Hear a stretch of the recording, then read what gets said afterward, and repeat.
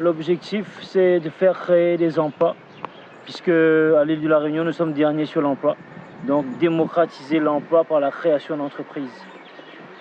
Pour les gens qui veulent créer leur entreprise, leur boîte.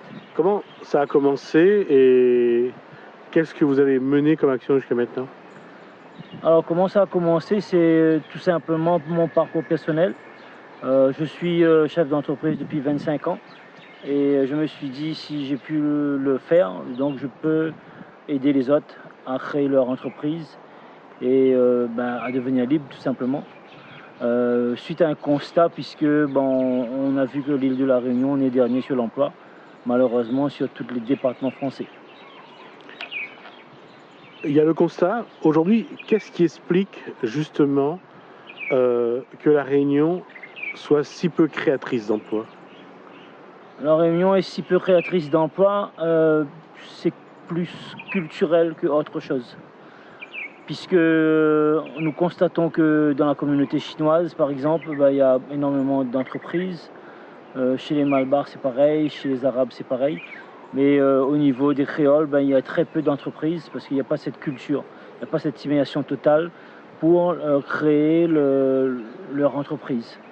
Et on veut y remédier un peu à tout ça, puisque l'Union européenne nous dit s'il n'y a pas d'emploi, alors créez votre emploi. Donc on est là pour aider et pour faire lever les freins, les peurs, toutes les hésitations et rendre les gens un peu plus indépendants et pour devenir libres par la suite. Qu'est-ce qui explique justement ce manque de culture du travail? Puisque beaucoup aujourd'hui, déjà qu'on parle d'emploi, ils vont penser à la mairie et ils vont aller chercher un petit contrat jeune, un petit contrat aidé. Tout est petit et quand on pense petit, on ne peut pas créer son entreprise tout simplement.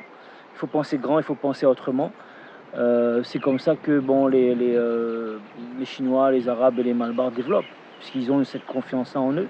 Ils pensent grand d'abord et puis ils se mettent en action et réalisent leurs rêves, tandis que les autres, ils pensent petit. Donc on veut démocratiser cette façon de fonctionner, de vivre et de saisir cette liberté. Puisqu'aujourd'hui nous vivons dans un monde où nous sommes libres, puisque en parlant d'esclavage, il n'y a plus d'esclavage maintenant.